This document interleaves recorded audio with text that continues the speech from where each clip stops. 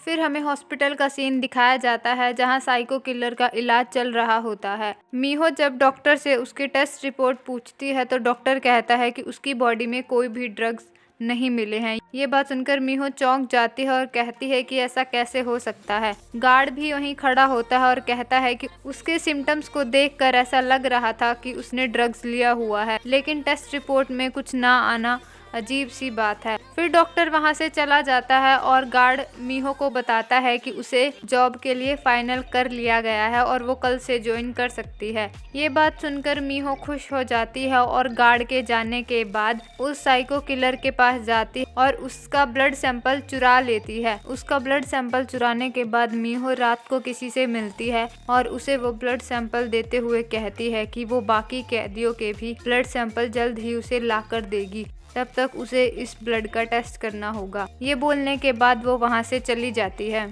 फिर हमें चांगो को दिखाया जाता है जिसे वार्डन सॉलिटरी में डाल देता है। फिर अगला दिन आ जाता है और चांगो का सेल लीडर उससे मिलने आता है। वो बताता है कि आज खाना बांटने में उसकी ड्यूटी लगी है और अगर उसे उसकी कोई मदद चाहिए तो वो उसकी मदद ज़रूर करेगा। ये बात सुनकर चांगो खुश हो जाता है। उसका सेल लीडर पूछता है कि उसकी वार्डन पार्क के साथ अच्छी बनती है, लेकिन वो सॉलिटरी में क्या कर रहा है। तो चांगो बताता है कि उसकी वार्डन के साथ बहस हो गई थी और इसी कारण वो सॉलिटरी में बंद है। बातों बातों में चांगो का सेल लीडर उसे बताता है कि उसकी पत्नी मीहो ने यहाँ नर्स के तौर पर ज्वाइन कर लिया है, जिसे सुनकर चांगो चौंक जाता है। वो मीहो को मैसेज देने के लिए कहता है, तभी वहाँ गार्ड उस सेल लीडर को देख लेता है और अपने पास बुला लेता है। मजबूरन उसे वहां से जाना पड़ता है और चांगो की बात अधूरी रह जाती है। फिर हमें मीहो को दिखाया जाता है जो काम पर आती है। मेडिकल रूम में उसे वार्डन और चांगो का वही सेलमेट मिलते हैं। वार्डन उसे कुछ देर बातें करने के लिए वहां से ले जाता है।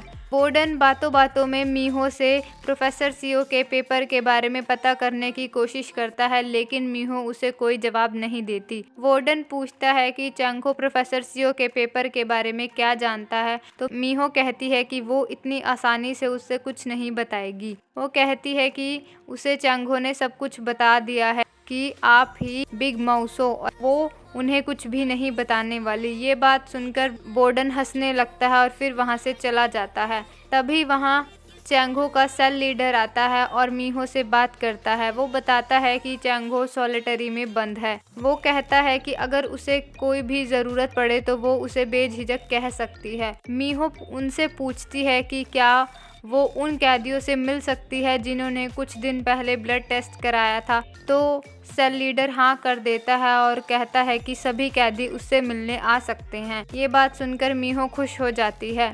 फिर हमें चांगो को दिखाया जाता है जो वार्डन से मिलने के लिए जाता है।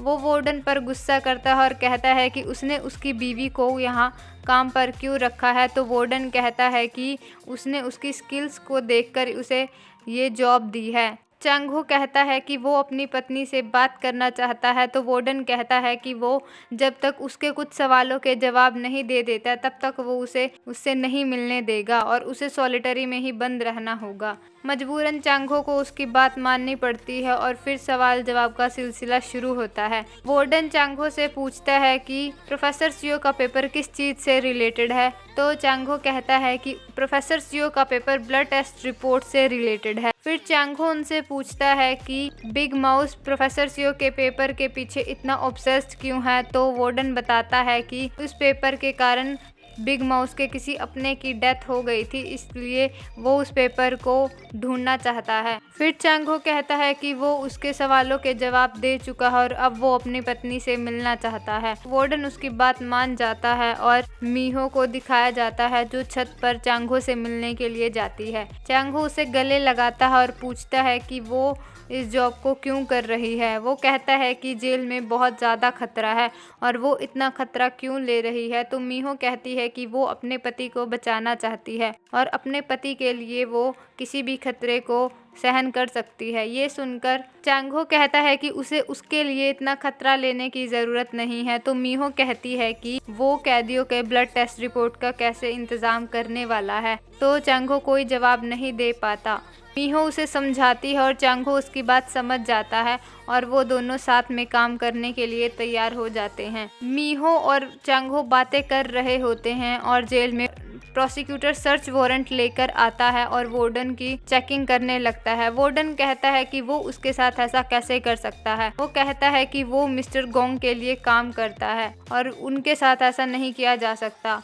प्रोसिक्यूटर कहता है कि वो रूल्स को फॉलो करता है और उसे किसी के ऑर्डर की ज़रूरत नहीं है। वार्डन जीहुन को कॉल करता है और वहाँ की पूरी सिचुएशन के बारे में बताता है। जीहुन प्रोसिक्यूटर से बात करता है और कहता है कि वो ऐसा किसके कहने पर कर रहा है। वो कहता है कि वार्डन उसका आदमी है और वो उसे ऐसे नहीं तंग कर सकता। तो प्रोसिक्यूटर कहता है कि मेयर ने पर्सनली उसे ये ऑर्डर्स दिए हैं और वो इस मामले में कुछ नहीं कर सकता। वार्डन खड़ा हुआ सब कुछ सुन रहा होता है और वो समझ जाता है कि जीहुन उसकी कोई मदद नहीं कर सकता। प्रोसिक्यूटर अपनी टीम के साथ उसकी जगह को सर्च करता है और उन्हें वहाँ काफ़ी कैश मिलता है, जिससे वार्डन पर लगे इल्ज़ाम सच्चे साबित हो जाते हैं और प्रोसिक्यूटर उसे अरेस्ट करके ले जाने लगता है। जब वो वार्डन को अरेस्ट करके ले जा रहे होते हैं तो मीहो और चांग हो ऊपर छत से देख रहे होते हैं। चांग हो मीहो से कहता है कि जो भी कैदी वार्डन के जाने पर दुखी होगा वो बिग माउस हो सकता है।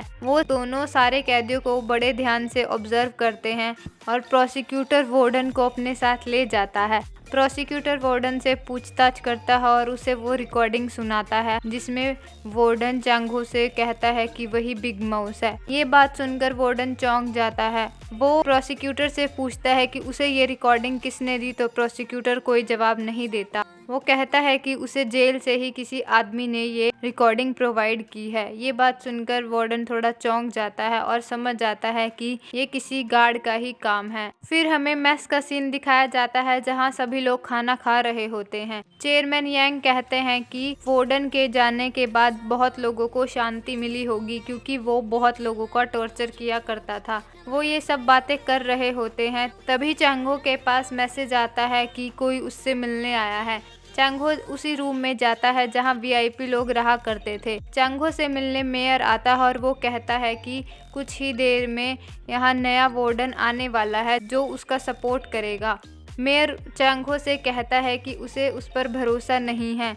जब तक वो उसे बिग माउस के बारे में कोई पुख्ता सबूत नहीं देगा तब तक वो उसे शक की निगाहों से देखता रहेगा। तभी वहाँ नया वार्डन आ जाता है। ये वार्डन और कोई नहीं बल्कि ये वही पुलिस वाला होता है जो अभी तक जेल में मेन गार्ड का काम कर रहा होता है। मेयर चांग हो से उसे मिलवाता है और कहता है कि अब से उसे कोई दिक्कत नहीं आएगी। ये बात सुनकर चांग हो खुश हो जाता है और कहता है कि अभी तक वो अकेली लड़ाई लड़ रहा था लेकिन अब उसे किसी का साथ मिल गया है। इस बात से उसे काफ़ी तसल्ली महसूस हो रही है। फिर हमें हॉस्पिटल का सीन दिखाया जाता है जहां हॉस्पिटल की डायरेक्टर जूही अपने ऑफिस से निकल रही होती है। हॉस्पिटल से निकलने के बाद वो कॉफ़ी पीने लगती है और थोड़ी देर बाद उस पर नशा होने लगता है। वो नशे में गाड़ी चलाती है और उसकी गाड़ी का एक्सीडेंट हो जाता है। एक्सीडेंट होने की बात जब न्यूज़ में आती है तो मेयर को पता चलता है कि उसकी बीवी का एक्सीडेंट हो गया है। मेयर ये न्यूज़ देखते ही हॉस्पिटल की तरफ चल देता है। फिर हमें मीहो को दिखाया जाता है जो जूही के एक्सीडेंट की न्यूज़ देख रही होती है और काम खत्म होने के बाद घर जाने लगती है। रास्ते में उसे चांग हो मिलता है और कहता है कि उसे अकेले यहाँ से नहीं जाना चाहिए क्योंकि यहाँ बहुत खतरनाक कैदी रहते हैं और उसकी जान को खतरा हो सकता है। फिर हमें एक फ्लैशबैक दिखाया जाता है जहाँ मीहो और चांग हो बात करते हैं। जब मीहो चांग हो को बताती है कि जब वो एनएफएस में ब्लड सैंपल लेकर गई थी तो उसके साथ मेयर था, तो चांग हो कहता है कि ब्लड सैंपल में कुछ हेरफेर हो सकता है। वो उसे बताता है कि जब वीआईपी लोगों ने प्रोफेसर सियो का मर्डर किया तो उन्होंने जीहुन को कॉल नहीं किया था। इसका मतलब कोई और आदमी है जो उनके साथ मिला हुआ है। वो कहता है कि ये इंसान मेयर भी हो सकता है और उन्हें ये बात नहीं भूलनी चाहिए। वो कहता है कि अगर ब्लड सैंपल रिपोर्ट्स में कुछ हेर फेर हुआ तो उन्हें समझ जाना चाहिए कि मेयर भी वो आदमी हो सकता है। जब टेस्ट की रिपोर्ट आती है तो ऐसा सच साबित हो जाता है क्योंकि ब्लड टेस्ट रिपोर्ट में कुछ गड़बड़ी होती है और मीहो ये गड़बड़ी पकड़ लेती है।